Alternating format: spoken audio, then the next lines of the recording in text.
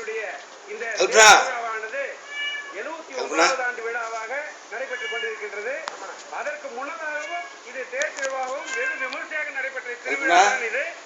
இந்த திருவிழாவிலே கர்நாடகம், ஆந்திரா, தமிழ்நாடு இப்படி பல மாகாணங்களிலிருந்து இந்த திருவிழாவிற்கு பல நேர்த்திக் கடனை ஏற்றுக்கொண்டு இந்த திருவிழாவிற்கு வருகின்றார்கள். காஞ்சிபுரம் மாவட்டம் கல்பாக்கத்தை அடுத்த புதுப்பட்டினத்தில் அங்காள பரமேஸ்வரி அம்மன் கோவிலில் 67வது ஆண்டு மயான கொள்ளை நடைபெற்றது. பக்தர்கள் அப்போது பல்வேறு வேடங்களை தரித்து நேர்த்திக்கடன் செலுத்தினர். மயான கொள்ளை திருவிழாவில் பல்லாயிரக்கணக்கான பக்தர்கள் கலந்து கொண்டு சுவாமி தரிசனம் செய்தனர்.